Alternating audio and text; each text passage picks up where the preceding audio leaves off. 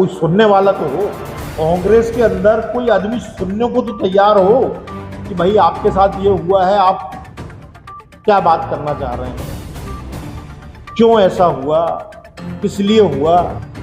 वो टीस है मन में।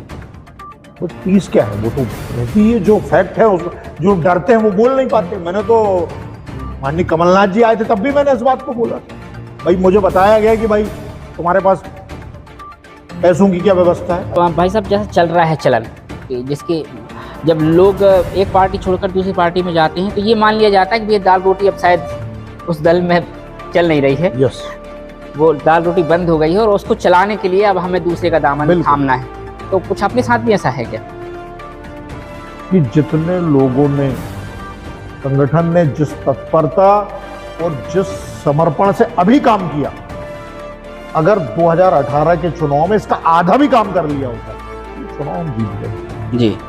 जहां पार्टी से इतर भी मेरे विचार मैंने सार्वजनिक रूप से रखा जी।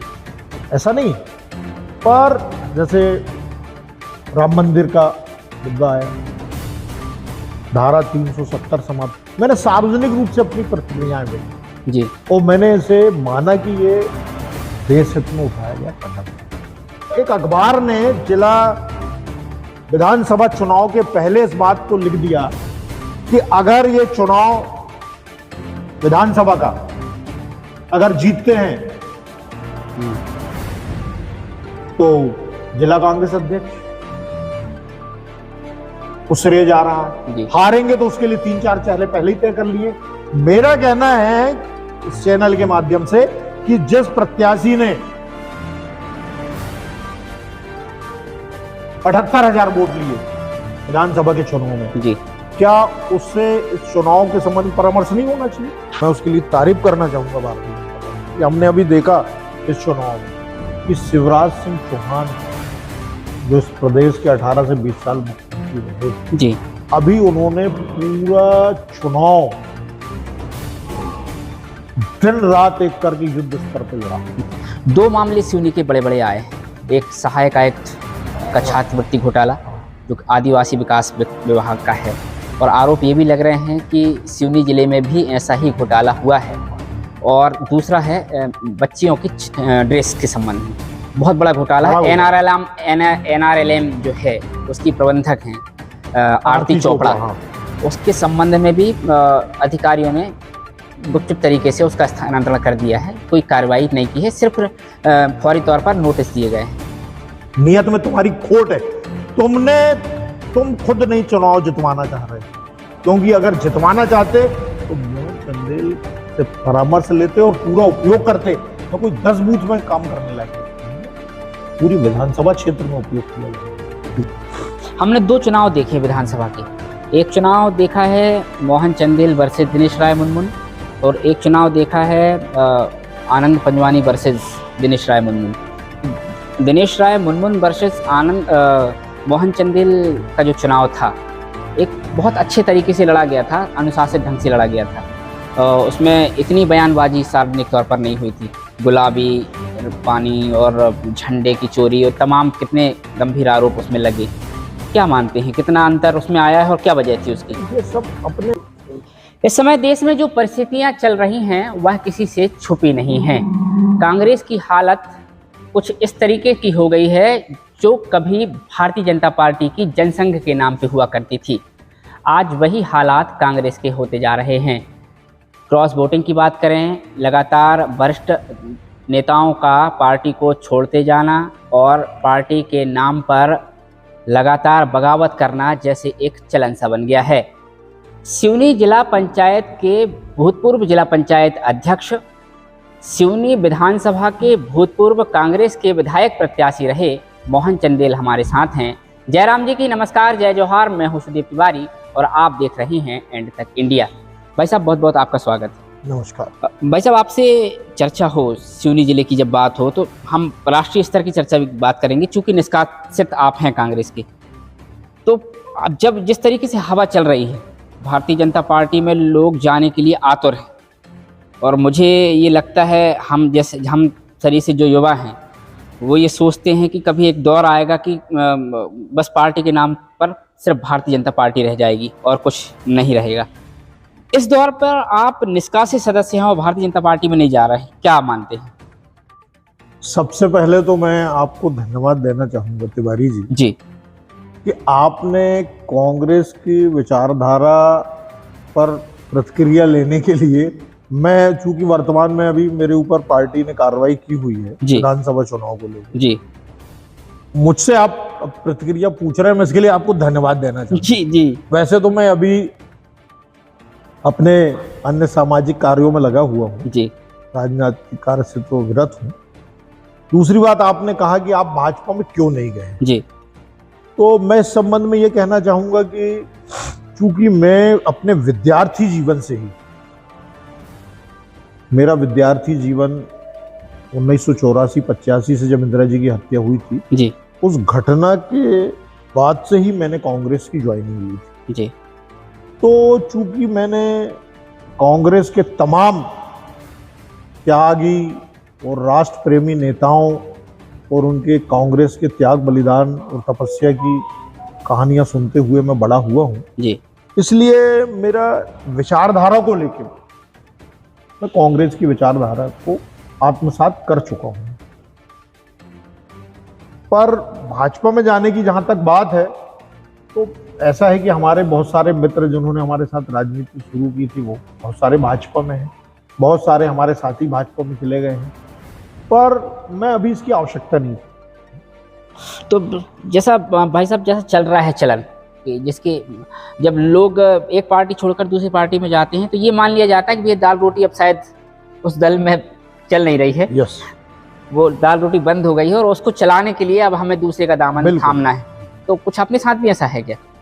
अपने साथ वैसा नहीं है, इसीलिए तो अपन नहीं गए। नहीं तो वो बात थोड़ा सा लग रहा है ऐसा कि आखिर क्या वजह है कि इतना स्वर्णिम मौका है, भारतीय जनता पार्टी की विधानसभा में अभी सरकार बनी हुई है और लोकसभा में अगली सरकार बनने जा रही है, तय है।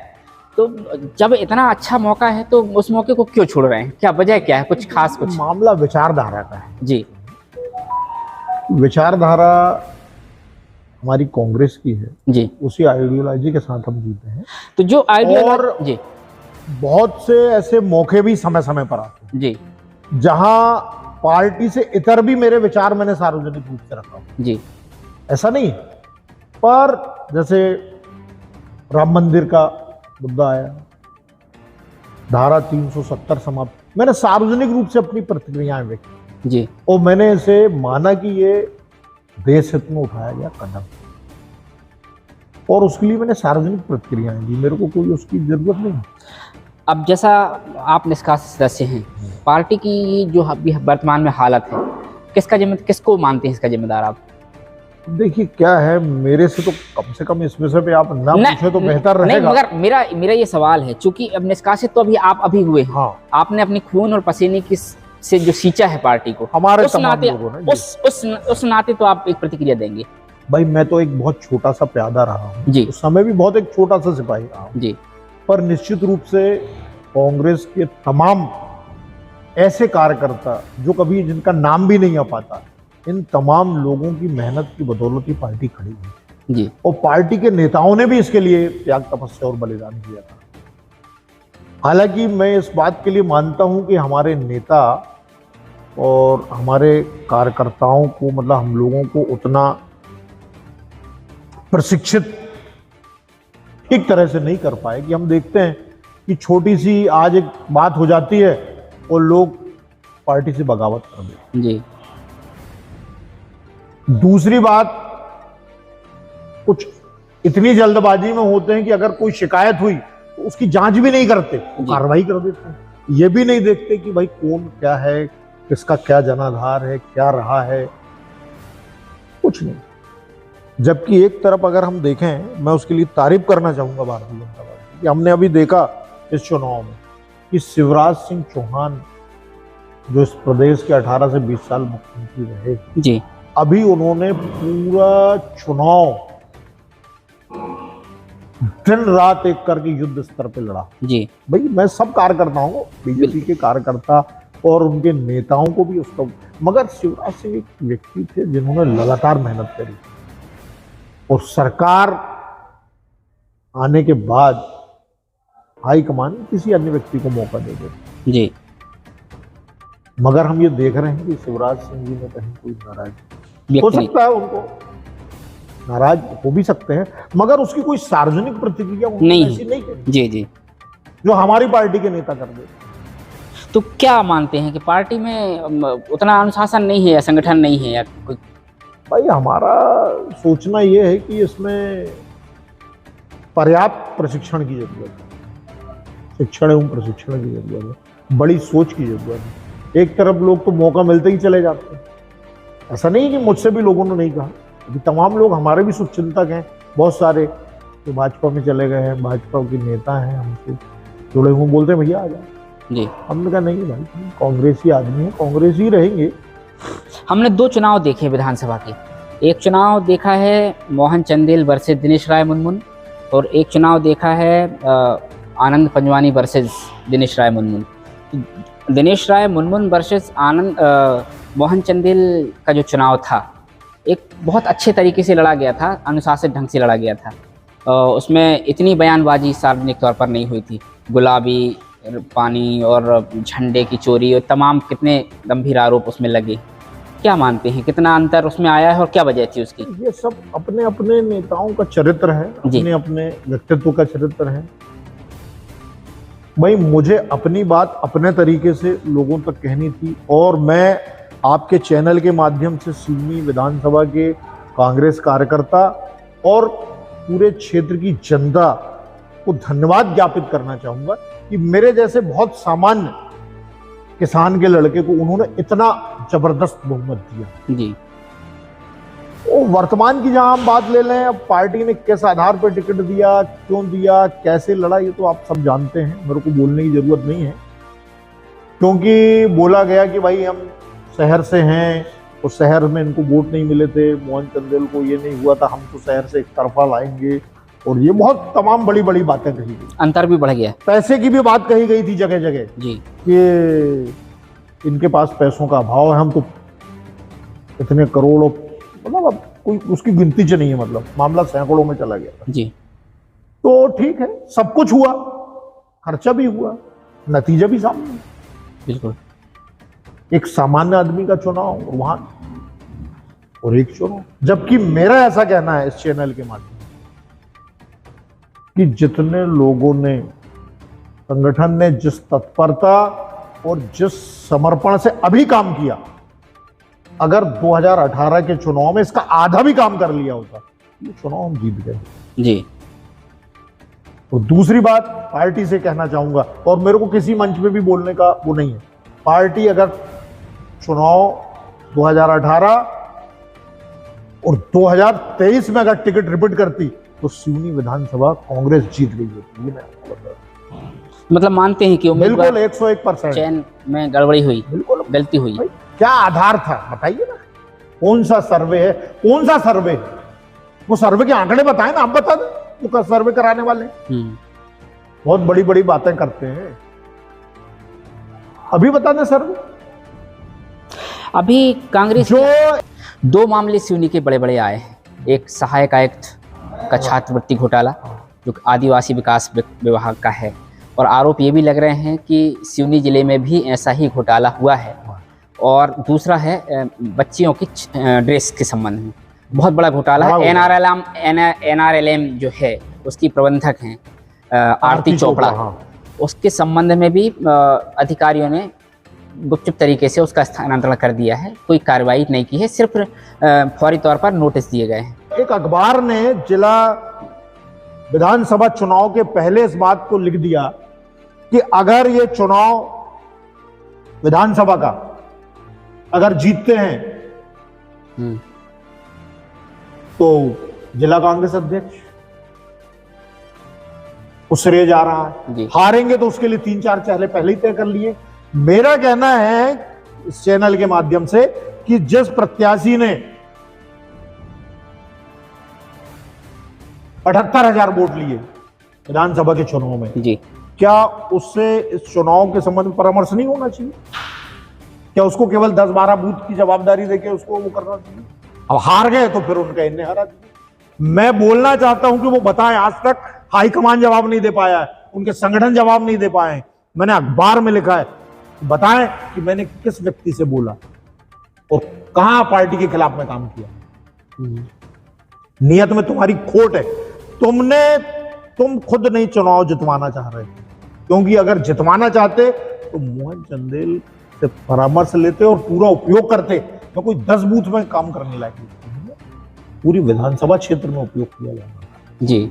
आज भी हैं लोग मेरे चाहने वाले, वो टीस है मन में। वो टीस क्या है, वो तो रहती है। जो फैक्ट है उसको, जो डरते हैं वो बोल नहीं पाते। मैंने तो माननीय कमलनाथ जी आए थे तब भी मैंने इस बात को बोला था, भाई मुझे बताया गया कि भाई तुम्हारे पास पैसों की क्या व्यवस्था है। अरे मैंने कहा पैसे की व्यवस्था, तुमको सीट चाहिए क्या पैसा चाहिए, ये बताओ। पैसा चाहिए था, पैसा मिल गया, तुमको सीट चली गई। टिकट चाहिए होती, सीट चाहिए होती तो फिर अब कांग्रेस में वापस जाने की गुंजाइश? नहीं, वो तो एक प्रक्रिया है हमारी पार्टी में, एक प्रक्रिया है। जितने भी नेताओं पर कार्रवाई होती है, अगर वो अपील में जाते हैं तो उस पर कार्रवाई करती है। वो तो आप गए हैं अपील में? अभी नहीं गए, आपसे अभी हमने कोई आवेदन नहीं दिया। बल्कि हमारे एक नेता हैं जो राष्ट्रीय स्तर के, उन्होंने बोला भी था कि हमसे आवेदन आप दे दीजिए। अभी फिलहाल लोकसभा की तैयारी है कुछ संगठन स्तर पे करेंगे। भाई मैं तो अपना वोट जो है वो कांग्रेस को दे दूंगा, मैं तो कांग्रेसी आदमी हूँ। अभी निष्कासित कांग्रेस? मैं इसके पहले भी बोल चुका हूँ कि भाई कागज में निकालोगे, मेरे दिल से थोड़ी निकालोगे जी, है ना। और जिस दिन तोड़ना होगा तो सार्वजनिक रूप से, ऐसे गुपचुप या गोपनीय तरीके से। मगर यह है कि अभी मेरी विचारधारा। अब जिला कांग्रेस की हालत पर कुछ कहना चाहेंगे? हालत से हालत क्या है वो आप पता कर लीजिए, क्या हालत है और क्या हालात है। इसको किसको जिम्मेदार मानते हैं? जो संगठन के मुखिया हैं, जो बैठे हैं, चला रहे हैं, और उनके सिपाही सालार हैं, वो जिम्मेदार हैं उसके लिए। और जो ऊपर बैठे वाले नेता भी हैं, जो आंख मूंद के फैसले करे जा रहे हैं। 2 मामले सिवनी के बड़े बड़े आए हैं। एक सहायक आयुक्त का छात्रवृत्ति घोटाला जो आदिवासी विकास विभाग का है, और आरोप ये भी लग रहे हैं कि सिवनी जिले में भी ऐसा ही घोटाला हुआ है। और दूसरा है बच्चियों की ड्रेस के संबंध में बहुत बड़ा घोटाला है। NRLM जो है उसकी प्रबंधक आरती चोपड़ा, उसके संबंध में भी अधिकारियों ने गुपचुप तरीके से उसका स्थानांतरण कर दिया है। कोई कार्रवाई नहीं की है, सिर्फ फौरी तौर पर नोटिस दिए गए हैं। और युवराज रंगढाली ने, मतलब भारतीय जनता पार्टी के जो अध्यक्ष हैं, युवा मोर्चा के अध्यक्ष हैं, उनकी शिकायत पर ये जांच हुई है। तो कांग्रेस कहाँ थी? आप चूंकि अब ठीक है, निष्कासित है, ठीक है, लेकिन अगर आप होते तो क्या इसमें कोई कार्रवाई होती? नहीं, संगठन को संज्ञान लेना चाहिए। हम विपक्ष में, हमारा दायित्व है, हमारी ड्यूटी है। इतना बड़ा घोटाला हो गया, हमें आंदोलन सड़कों पे आना चाहिए।